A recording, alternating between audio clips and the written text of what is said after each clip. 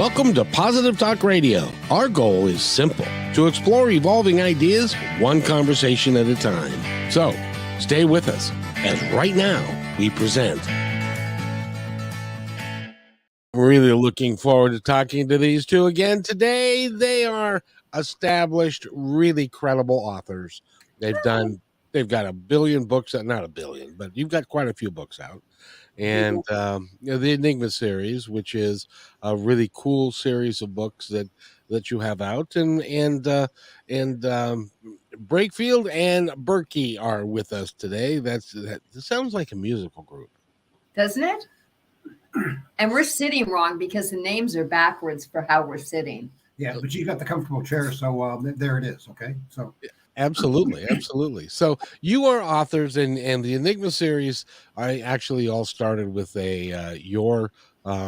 Charles, your love for World War II, and the things that went on there with the Enigma transcription machine and stuff like that, and all of the things that you talk about that. But I wanted to ask you, because you list on your website, by the way, if you want to follow along with us, you can by just going to enigmabookseries.com, and you can find out a lot about them, one of which is your stepfather worked on the Manhattan Project in World War II.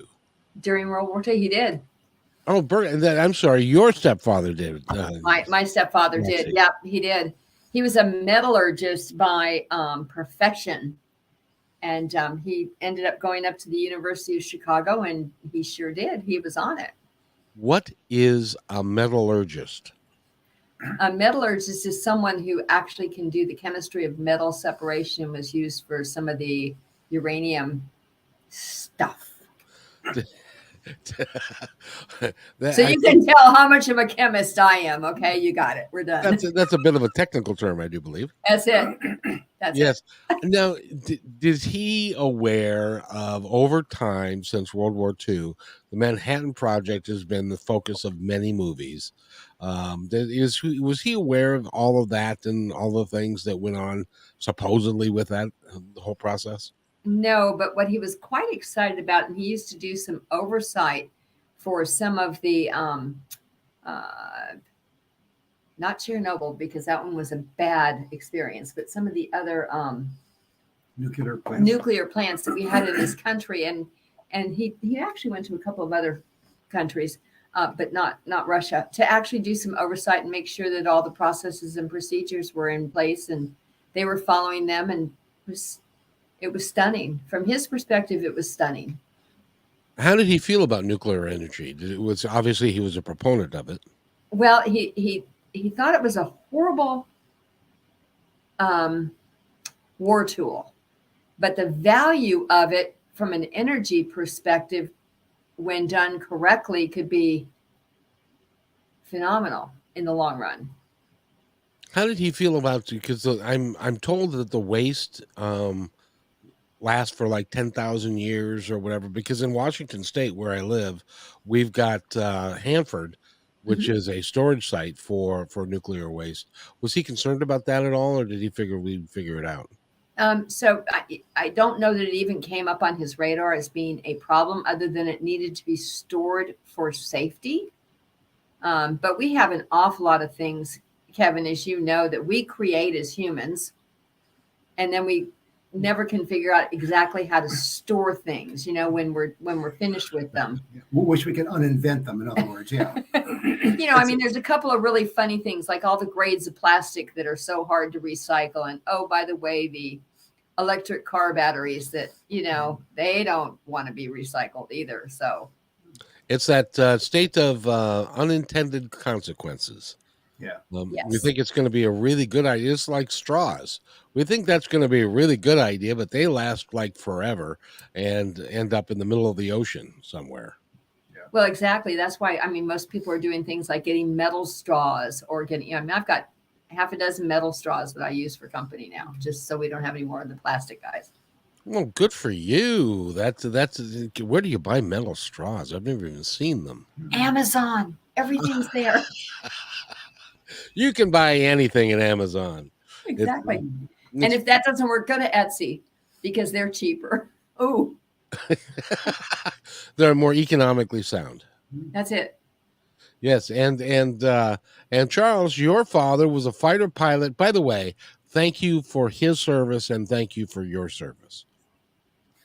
Yes, it's he was. It was one of the things that I wanted to be when I grew up. I mean, I was groomed for being an Air Force pilot until I discovered that my eyesight wasn't 20/20. So the rule was in that day and age, if you didn't have perfect eyesight, didn't matter what you want to do. You're not going to fly. So it was really a letdown. But I lived through a lot of his storytelling. That's part of that um, the thing that he did and that's he's where I got my love of watches from. So short story about his in an aircraft in those days, World War II. At the end of it, I mean, you would put your watch on, make sure you knew the time, and because you had distance, fuel consumption, and time to be able to mathematically calculate how long can I stay in the air before I'm no longer in the air, and I need to turn around. So he paid the unheard of price of $100 for a beautiful watch that the rest of the guys were like, he's a lieutenant, and they $100 was like 3 months salary kind of thing. So, but he strapped it on. He goes, "Man, this is going to be great." He gets into the P-47, gets ready to take off. They gets up to enough altitude, grabs the lever, slams it over, smashes his watch while he's lifting up the landing gear. And so it's like, I won't burden you with the expletives that he uttered at that point in time. But he has to kind of, his watch isn't working. So, guys, do we have enough fuel? I'm depending upon you for when I need to turn around. Gets back, takes it to the jeweler, gives it to the jeweler, and says, "Here, I want this thing fixed. Another crystal, got it. Be 2 weeks, sir." 2 weeks later, he gets the watch. He now puts it on the inside of his arm rather than the outside. He takes off, slams the gear up, and no broken watch. Wow, this is great. I got the watch is backwards, okay, but I can deal with that. Coming around now, as you're focusing on the runway, what you want to do is flare, cut the engine back, do all that kind of stuff, and you get ready to drop down the gear, and he drops the lever down, smash, and breaks it again.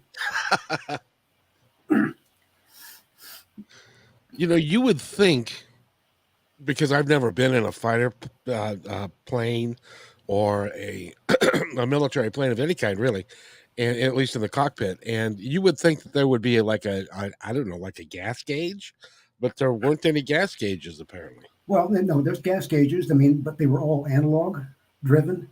And this was the fail-safe. Okay, you've got your fuel consumption. Okay, I'm checking this out. How long do I get to stay in the air? What is the estimated amount of airtime that I can stay before I have to head back for the field? It's not like an aircraft carrier where, hey, I got to know where he is. I mean, that's really the fringe as far as I'm concerned. Landing on an aircraft carrier at night. So. Oh yeah. But keeping track of the of your distance and how much time I can spend in the air in a fight. That's usually what the criteria is before I have to start looking for a gas station. But you didn't have that little thing like we have on cars today that says 224 miles remaining. No, we didn't have that, but and we did have Volkswagen Bugs, and I know that one of you, their first car was a Volkswagen Bug. I remember that. They don't make them anymore like they used to, but they're still around, some of them.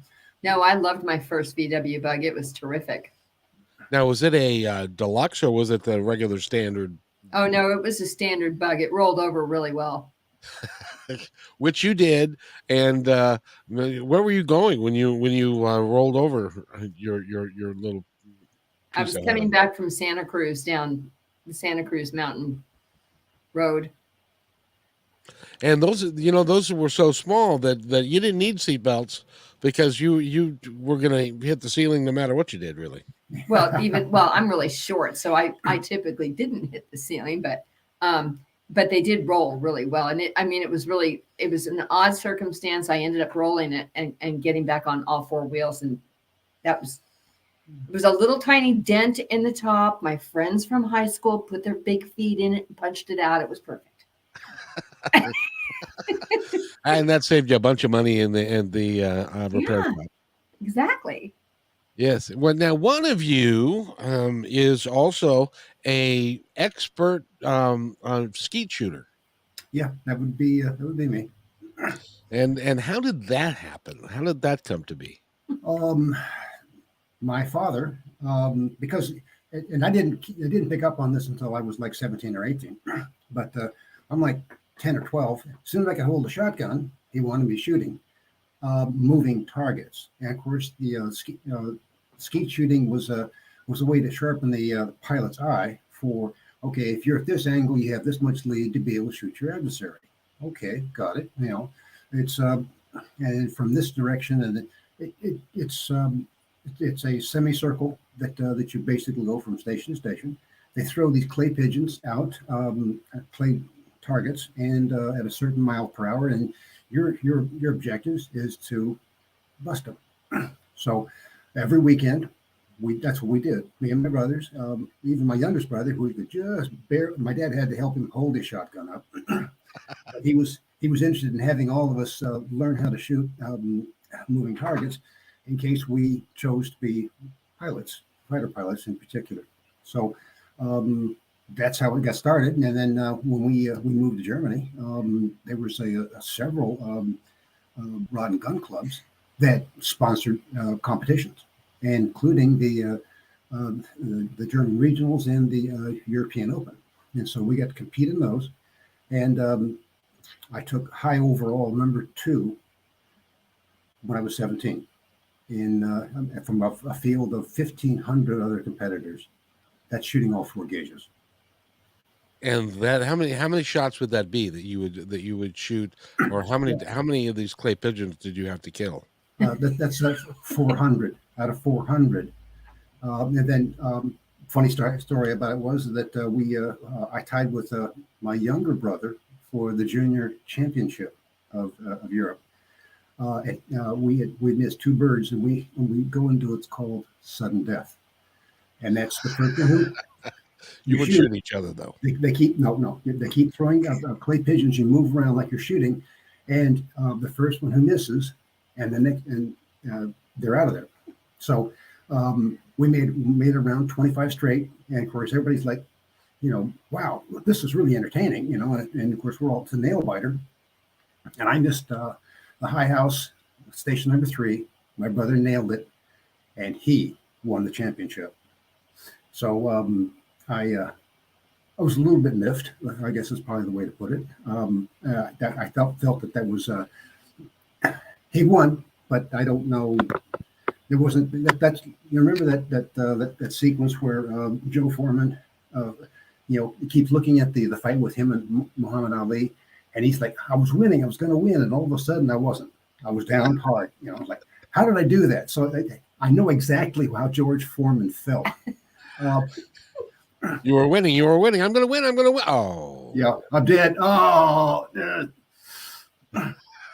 So not only were you champion shooters, you had the 2 champions in the same household. That's right. Yeah. That's really cool. Have you both kept shooting over time? I lost my younger brother. I'm sorry. At the several years ago. So, but it's one of those things where every once in a while you feel the urge to pick up the gun and go out to the skeet range and shoot, and you realize just how slow your reflexes have become. It's amazing what this old age stuff will do to you. Yeah. So so it was old age. I don't recommend it for anybody, but there it is. But the alternative sucks. Yeah. Exactly. But if if you're careful and you take care of yourself and you have good genes and all that, and a lot of it is more luck than anything else, I think. Yeah. Yeah, making sure you don't get, looking at your smartphone while you're trying to get across the crosswalk, and you're not paying attention to the signs. That's there's a career limiting event. Exactly. Now, which one was it of you that let's see. Well, I guess both of you have been known to pick up furniture from the side of the road and to fix it up just for fun? Yeah, we both do that. We're Yeah. horrible collectors, and we hate things being thrown out that can be fixed. Yeah, it's curious because we were out walking the dogs and doing like we always do, talking about the next story, or working an existing story over, and we come across this pile of looked like antique parts that somebody had carelessly thrown out, and I'm like stunned. I'm like, look at this! And it's got look at this headboard. This looks like a chair, and so I get my dashed over, get my truck, we fill it up. A pickup truck, totally filled. Yeah, with all this stuff. We must have built, half a dozen chairs, a full bed, dining room table for one of your daughters. Yeah, dining room table. Most of it, I speculate, what had happened was that there was an elderly gentleman that had every intention of being able to fix that all those broken pieces and put them back together the way we did, and he ran out of time. And the people who took over the house, she said, "What's all this trash here?" All right, throw it out. Had no clue of the value that was there. The love seat, that we recovered. Really nice oak chairs that were just, it was a shame to see them thrown out so carelessly. Yes, indeed. And so you refurbished them, and then they're either at your house or you gave them away to relatives and that sort of thing. Yeah. Yeah. Anybody who needs a thing of furniture, call us first. We have it in my storage area. And if you need a dress to go out on Saturday night with, I know that you can do that too. Yeah, I can. Well, that's why I did the upholstery part, because I have the sewing background. Yeah, several times, and we actually had some friends who said, "I got these chairs that they're falling apart. Guys, can you guys help them with it?" And we brought them over here and we reworked them, and made them. They were antiques, but the glue I had to pull them apart physically, reglue them, and then we started teaching ourselves how to be able to put the upholstery on, because of the way that it was done in a manner that you don't do anymore. They had something called tufted backs on them, which is where you had little buttons in the backs, and it kind of looked like it was. Oh yeah. Yeah. So that's not a skill that you actually pick up in high school, or it's not something you can actually get easily. So we found it, researched it, and did a really good job. If you want a pair of them, Kevin, we can talk. Absolutely. Well, you one of your gowns actually made it to the Texas beauty pageant. Yes, Miss Texas Teen. Miss Teen. Yep, she sure did, and it was beautiful. It was, oh my gosh, it was beautiful. So, you're accomplished writers, you're furniture makers. When do you have time for all this stuff? In between our normal professional jobs. I know you're also working full time. Exactly. So, hey, we don't want to get bored. We can sleep some other time, Oh boy, you are. It's really fun to talk to you, because you guys are so dynamic at what you do in a lot of cases, and you've got, how many books have you got now? Well, we have 12 in the series itself. We have one prequel to the series called Out of Poland, and then as of December the 1st, we will have 10 short stories out. Oh, very nice. What are the short stories based on? So they're mostly backstories to a degree of characters that are within the big books. So what happens is a lot of times we'll tear through a story, and somebody will say, "Boy, I'd sure like to know a little bit more about this character," Where'd they go? Where'd this couple go? I mean, they looked like they were all set to tackle the world and have a romantic getaway. And can we hear some more? And so that's we pull those kind of details and we put them into a short story, and basically exercise the characters to kind of help define who they are. Now, I got to ask you because. And the first time that I interviewed you, I said, chances are that you can go to any airport in the country and you will find one of your books in one of the bookstores, paperbacks as you're going to get on an airplane. Is that so? Is that true? No. We'd like it to be true, but no, it's not. Oh. Trying to get into, now it could be because we certainly have them available on Ingram. And so they could order them if they wanted to. But a lot of the bookstores that are in airports are kind of closed, or they're owned by the full big house publishing companies. I mean, there's just different reasons why not. If we truly were, die for a #1 New York bestseller, we might have a shot at being there. So but I'd love to say we are, but that would be a lie. So I won't say that. But we were at a library over the weekend. Yes. And they just loved the Out of Poland story. We had a couple of the librarians come by and look both ways and say, I was one of the reviewers, and a couple of books, I don't tell this to anybody, but I couldn't stand to finish them. I couldn't finish your book. I couldn't put it down. I tore through it in 2 hours. I'm just like, it was like, wow, you guys, you're amazing. Can I get a signed copy from you? Well, I said, yeah, trust us, you can do that, no problem. How did that feel to have your book signed? It was we love signing, but we love going to book things and signing. Yeah. It's a lot of fun. In this case, though, it was actually before a committee of 25 people, and so they shared different books and allowed. I don't know how many books came into there. There was a couple of hundred books that came in for their consideration in this huge library in a small town in Texas, 19,000 square foot library. I mean, oh wow, it's a good sized library, but they only had 20. They only had 20 or 25 authors that they actually invited, and these invites are crazy, Kevin. They hand wrote a note. Your book has been accepted. Would you consider coming to our event on this day? And they all signed the handwritten invitation. I mean, it was so cool because we got there and we were treated like celebrities. Oh, man, it was fabulous. It was like you couldn't get. I had trouble getting my head through the door afterwards.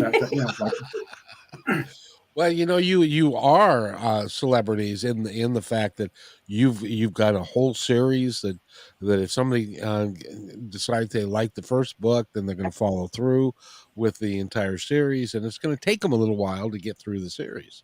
Yeah. But it is, and we're kind of getting ready to launch the new series now. So the first book in the new series, which is the Enigma Heirs. And did we tell you why we were doing a new series, Kevin? Did we? You didn't. Well, because I protested, stomped my foot, jumped up and down and said, we're not going to do a book 13. We're just not going to put that kind of juju over here. So we argued and did rock, paper, scissors 5 times until I won 5 times. 5 straight. Yeah. So that must take a little while. I'll go on record. Anytime she says, I'll do rock, paper, scissors, go ahead and just give up. Give up right now, because you're not going to win. This is the champion rock, paper, scissors person on the planet. But so Enigma Heirs is the next series. So Enigma Series is the first series, books 1 through 12. Enigma Heirs is coming out next year. And Enigma Tracer is the first book in that series, and it's ready to go to the final editor. Wow. So again, questions beg to be asked. Where do you come up with all the time? Well, sometimes there's just this driving urge to ignore everything else and just work on it. And that's Well, we don't watch TV. Neither of us watch much TV. I mean, once in a while, his wife will say, "Oh, come on, you're going to watch this TV show with me." But TV's not a big driver in my household. It's not a big driver in his household. So that's not so bad. But a couple hours here, a couple hours there, you can get stuff done. Yeah. And if you're comfortable writing, then it's okay. I want to get.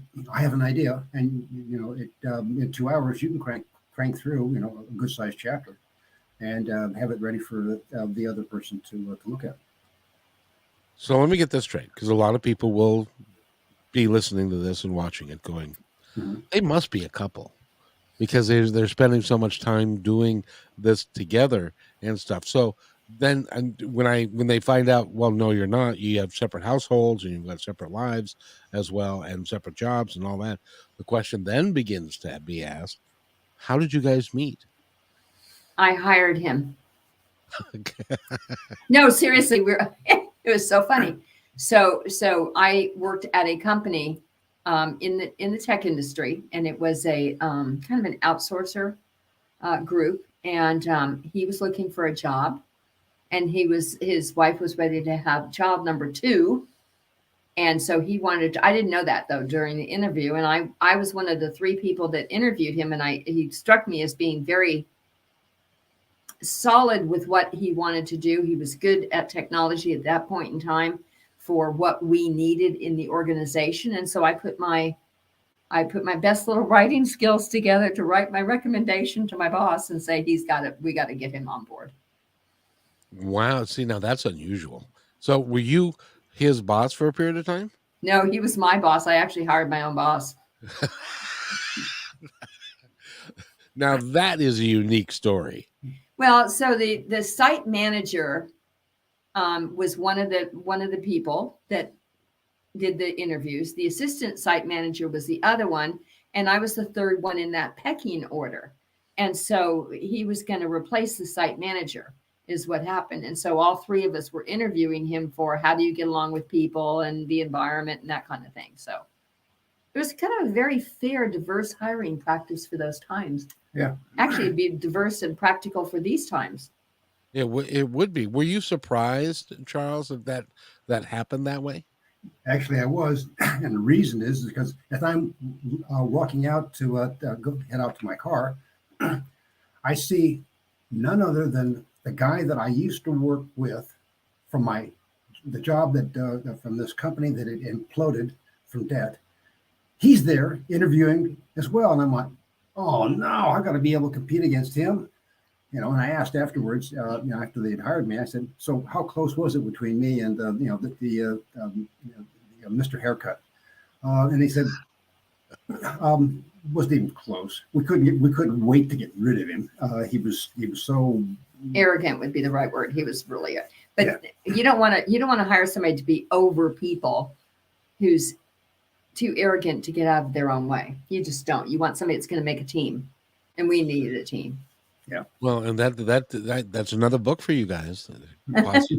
Positive hiring practices on how to build a great team. Yeah. That's funny.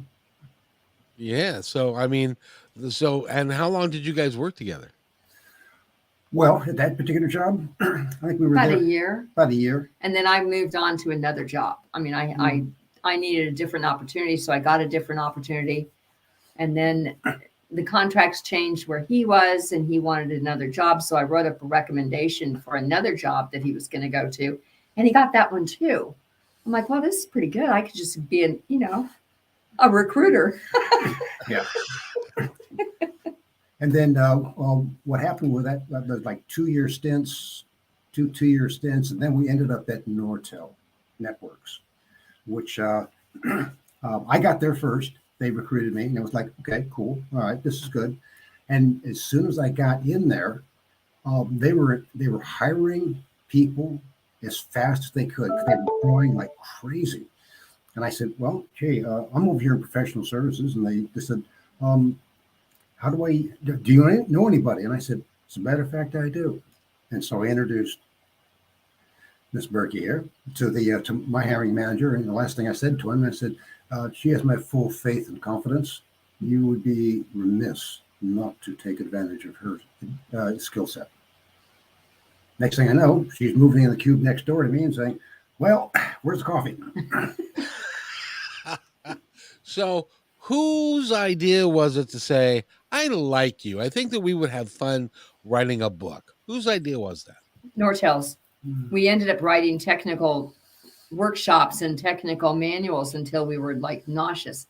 And we decided that really wasn't, I mean, we wrote white papers for different organizations and, you know, got a little bit of extra pocket money doing that. And I got a gig to write a nonfiction book and I invited him to contribute to it. So really her idea. But honestly, it was like, okay, writing nonfiction as fast as technology move is not what we want to do because it's old the day it hits it's just, and it's not rewarding at all. So I suggested to him that we could write about technology. We could create a foundation of real technology. We could layer on people that we have known or elements of people that we have known. And when all else fails, we can kill people and not go to jail. He said, okay. She had me at let's we wing whacked our old boss, and I said, "Oh, sign me up. Where do I put my John Henry on that one?" And was it easy for you to begin writing together? Where you've been writing technical manuals, but to come up with, because you know, and I don't know this to be true, but my assumption is that there are people that are good at writing technical manuals that don't have a terrific amount of imagination and character development and all of that, because it's not really part of that type of writing. Yeah. So I mean, basically, it's I mean, we were in professional services. We were doing installs. We were teaching, and this is probably where we got that storytelling ability really finely honed. Teaching other people the technology and them going, I don't get it. I'm like, okay, all right. Do you understand what this kind of algorithm will do? Like, I don't get it. Okay, so you learn to be able to get ideas across using simple language that guys like me can understand. Well, no, you go with imagine, if you will. You have somebody who picks up this device and they want to place a phone call. How would they do it? So it's that same kind of thing. You just end up getting slapstick stupid about it and you just create.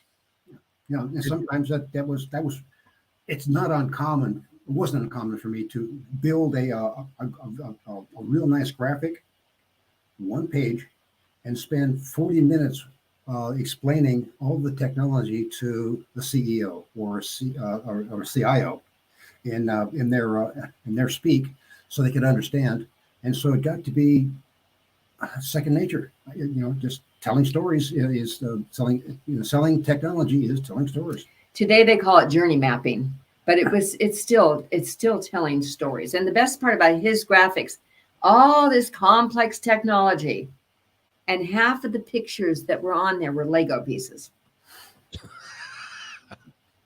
Well, it's Ellen DeGeneres. Her show's ended now, but she did a segment one time on older devices and having like somebody that was 20 years old try and figure out. And so they brought in a rotary phone. You know, the old phone that you would pick up and it had a dial on it and stuff like that. And they had a 20-year-old try and figure out how to operate this phone. Couldn't figure it out to save her. She couldn't figure it out. So that's kind of what you guys do. You just make it simple for folks so that they can figure stuff out. Yeah. So Kevin, you're mature, and you thank you. That's one way to call it. Yeah. Well, but here's our joke that's going to come true really soon, and that is, do you know how we keep everything secret from the young people when we write stuff down? We write stuff down in cursive. I have a funny story for you. My mother, who recently passed, and she was 90, and had a great life, but she always wrote, because in her day, when she was going to school in in the 40s, she was born in 30, so in elementary school would be in the late 30s, early 40s, and they taught cursive. Yeah. That's how everybody wrote. And so she always did that. And and then she would send birthday cards and letters to my kids.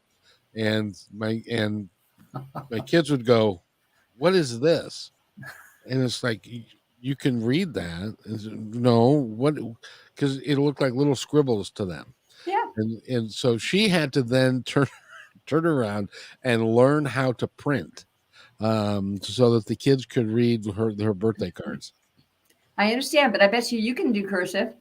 And so I if you want can. to keep secrets, write it in cursive, man. Nobody will ever understand.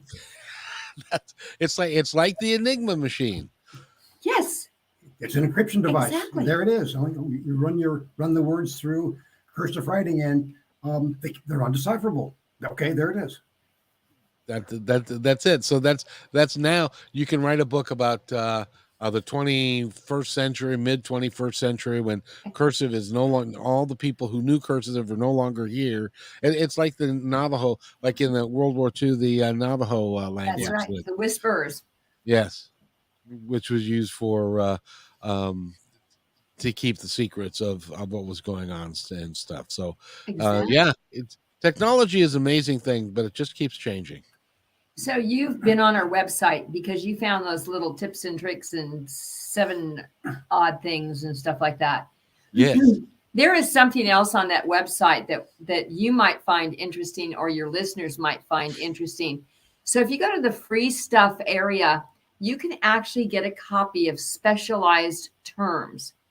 Now, I don't know how it is in lots of professions, but I know that in the technology profession, acronyms are a way of life.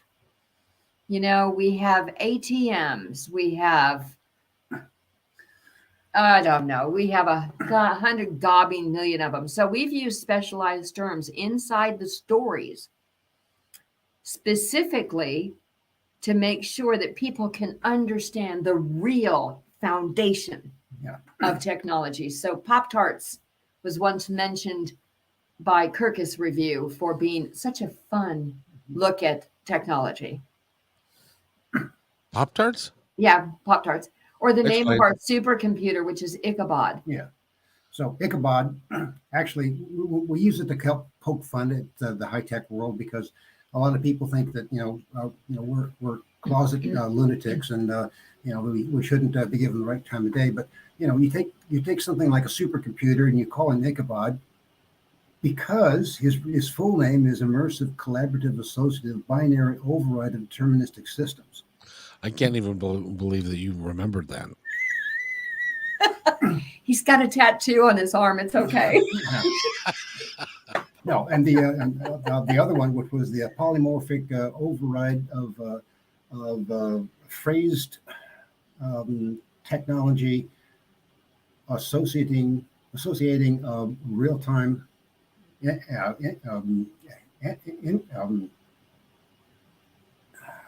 anagrams. That's what Pop-Tarts is. And we use that as a programming language. We called it that, and then the Kirkus Review just howled at the use of how we collapsed it into. So each one of our books usually has a silly acronym that we've taken and assembled to be able to help with the storyline, but also to remind people, you shouldn't take tech too seriously, because you'll never get out of it alive. My nephew is a programmer of note, and he keeps telling me that. Well, I asked him one time with the family sitting around. I go, "So what is it that you actually do?" And he said, "Well, let me tell you, it goes like this." And that's the last words I understood him to say. Everything else after that was like, and his parents were sitting there going, "No, we've tried. Don't even go there. You'll never figure out what he does, because it is so complicated and so complex." And they make it. I think they enjoy it when they make it sound so complex. Exactly. That's why we have specialized terms, and people can find them at the back of each of the stories for terms that are in that book. But then we decide we go ahead and bring them all together and create a document in case people were like crazy and wanting to know what a term was. Oh, that is cool. So if you go to enigmabookseries.com or just go to Enigma, Enigma Series works just fine too. Yeah. perfect. And you can go to the last page, which is free stuff, and you choose your file to download, and you give them your information, and they'll send you the file. That's really cool. Exactly. That's really cool because you can like, where's Linda? You'll have to explain that one to me, but the synchronized terms, 7 top security tips. Oh, that Avoid. one's a really good one, and that really will help people. That's a download to help people stay a little safer on the internet. Well, can I be so rude as to tell you something? Okay. While we have been sitting here doing our interview, one of the things that people are able to do is to comment in. And we have got a comment, and I have been sitting here blocking these people as they've been doing it, but when I can't block, and so I'll just show you briefly. And it's PG, but it's Oh my goodness. Okay. so Kevin, I never knew you had those kinds of followers. Okay, gotcha. I didn't either because I blocked, let's see, 1, 2, 3, 4, 5, 6, 7. And they keep on trying to infiltrate the system. Yeah. So I keep blocking them and stuff. But I had I swear I've never been on. It's like, if you're talking to your wife, and I swear, honey, I've never been on that website. I have no idea what they do there. So Well, exactly. I mean, it's funny because these people that are trying to spam you and just be annoying as can be, think how many wonderful things they could do for society overall if they would redirect all that energy into doing something good. But no, they got to be little piss ants. yes, Okay. yes, That's going to yes, get they do. trimmed out, I'm pretty sure. I don't think that'll get trimmed out. There's no bad word. It's not one of the 7. Oh, No, that's not one of the 7. No, we're good. See, and the other thing is that because it's a podcast, we aren't governed by the FCC regulations. Oh, even better. So, But I won't go any worse than that one, I promise. That was pretty Yes. bad. I'll have to go wash my mouth out with soap later. It's okay. no, you're fine. You're just fine. But to see, that's the thing is, because the pod, this is how you know you're gaining traction. Is Okay. when somebody that you don't have any idea that is out there all of a Yeah. sudden finds you and they start spamming you. Yeah. It's like, oh, good. They're still at it. So, yeah. And that's always the depressing piece of our particular world is all these bad actors from the darknet. All they need is one mistake. that is so true. And then it's like, okay, the amount of effort to get them out, to get rid of them, to purge the system. It's like, that's why we always see that the bad guys, cyber bad guys, are always one step ahead of the cyber good guys, and it's a cat and mouse, constant evolution of prey versus a predator. So that's why we're interested in handing it, giving information. This will help you, defeat some of this. This is something you should know to help keep you safe and keep your information and your bank account from being torched.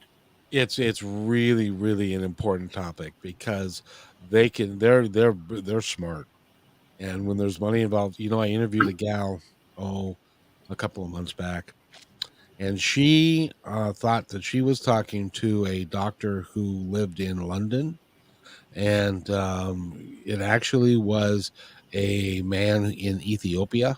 Oh, no. And this person from Ethiopia conned her out of $750,000. Holy crap. Wow. And they were so the work that you're doing to enlighten people and educate people about security is really important because you don't know who you're dealing with. I'll give you an example. This morning at 4:00 in the morning, I get this friend request from somebody they say they are in New York City, in Washington, D.C. And I always check now because when you're on Facebook and you have lots of friends requests and you approve yeah. them and stuff like that. And so now I always check to see if there's a bunch of old guys like me as friends on her site. And if that's the case, then I know that it's probably not legitimate. And it might not even be, and this is what is just infuriating, is it might not even be a girl that's contacting you. It might Oh be yeah. somebody sitting in Ethiopia. And worse than that, it might not even be a human. Oh, that's depressing. Yeah, that a bot. Here. And a lot of times that's what they'll do is they'll set up a whole bunch of automated devices and say run this routine and get information. Just bring me stuff. Yeah. And then the guy sitting in the back room, whatever they're doing in that back room, they're going through and picking out the gem of information that they want to be able to launch an attack. Yeah, I had this nice gal hit on me on I guess it was LinkedIn. Here's my profile, and you should know that, I mean, whenever the profile started yesterday, it's probably not that valid, but it was a becoming picture, and she was petitioning, just how are you? What do you, tell me where you're located, and what do you like, and just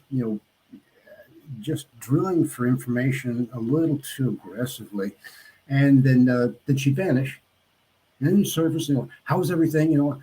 I'm so hungry. Can you send me some money so I can buy food? And just played it quite well. And I went, gosh, sweetie, realizing at this point, it was probably architected by a couple of guys saying, okay, he'll fall for this kind of line if we give him this kind of information. And so they go through this script, and the pictures are phony. The background information is phony. And it's, how can I get into your thought processes and prey on that one thing that, it's really hard to resist, and that's sympathy. Yep. And that's how this lady got taken, because they had thought they developed a relationship, and at least a friendship anyway, online. They never met. And the pictures obviously were false that he would send, but he would talk about, I'm really need to get home. My family really needs me, but my credit card got locked up. All the stories that they tell. All possible. Yeah. Can you loan me, $5,000 so that I can get home because my sister's got, whatever it is, whatever story they make up. And so she did that. And then they keep snowballing it. Let me get a little bit more. Let me get a little bit more. Let me get a little bit more. Come to find out that the guy that was in Ethiopia doing this wasn't even in charge. He was one of many that were sitting at phones and sitting at computers doing this, and they had learned the art of persuading people that there's something that they're not. Seduction. Yeah, it's a seduction game. That's what it is. Let me seduce you with a story that you can't resist. And if I get enough information about somebody, you can build a compelling story that says, this is what they're going to bite down for. And it's really sad, but the social engineering geniuses from the dark net, they're good. They're extremely good. So they also know the demographics and the age brackets. So there's a big push going on right now for 60 and above targets, and it's because, but they seem to have more success with women, and the reason is because 60 and above were brought up that people are innocent until proven guilty. They're also brought up to care for others and be part of the community and trust for the trust, and they're not as jaded as someone who's either been hurt or someone who's younger, because their parents are starting to tell them, don't believe people. And so there's a big thing going on with this, hey, you should like me because I'm here. You should honor me because I'm a veteran. And I do. I have friends that have been veterans, and I honor every one of them. And, I think the world of them. But, it's a very easy way to target somebody and say, I'm a veteran. I was in this deal and and make a story that really pulls that empathy string. And so, like your doctor, I need help because I can't get the VA to help me, or I need help because of this, or I need help because of that. If you could just give me $10, if you could just give me $50. It's just, if you can put it in a money order and mail it to them, if you really want to do that, take the time to do a money order because it makes you think. Do not electronically transfer anything. Oh no, heck no. So this is your next book series. Is how to prevent people from stealing your stuff. It's been in our series already, so I should really probably read your books before I. Well, we baked it into in book number 7. We turned the tables on the bad guys, and they got wrecked. So based on the social engineering that we did on them. The Enigma Gamers, we just released the 2nd edition a little while ago, like I don't know, a month ago or something. That one you would have fun with, Kevin, because it is that kind of social engineering. Yeah. Tables turned. I need to get that. I need to read that book. As a matter of fact, if you go to enigmabookseries.com or just enigmaseries.com, you can download. You can't download. Well, you might be able to, but you can certainly buy the books and buy them from these. These two are really nice people, and and they deserve to make a lot of money from what you're doing because, and I really wish you guys well. Will you come back and see me again sometime? I would love to come back and see you. And anyone who wants to order between now and the 10th of December in the United States off the website, we will mail a signed print copy to you. In the United States, we'll mail them for free. I can't mail them out of the United States for free because it costs more than we make. But inside the United States, if we get a request online, which you can buy right from our site and do, very securely, we will ship them, and you'll get them by Christmas. And that's awfully nice of you. The ebooks are available on. We've got redirect links on our website to get you to Amazon for the ebooks for those that want to put one more book on their Kindle. Awesome. I want to thank you guys for being here. I've got to run, but right. We do too. Is there anything else you'd like to add before we go? I want you to have a very happy Thanksgiving. Agreed. Thank you. Agreed. Today, this year, it's actually going to be a Thanksgiving, not just Thursday. That's exactly right. We're all thankful. Thank you for having us, Kevin. You are amazing, and we appreciate you. I appreciate you guys a lot and what you do, and it's a lot of fun. And so go to their website, enigmabookseries.com. I beg you, please. So thank you guys, and stay right where you are. I'll be right back. Maybe. Hey, thanks for enjoying this episode all the way to the end. Please give us a like and subscribe to this channel. This has been a production of PositiveTalkRadio.net. Please visit our website, oddly named PositiveTalkRadio.net, for more details about us and our mission, which is to provide great positive programming designed to inspire us all. I'm Kevin McDonald, and I'm proud of these shows, and I truly hope that you'll like them and share them with friends and family. So on behalf of our entire team, remember, be kind to one another because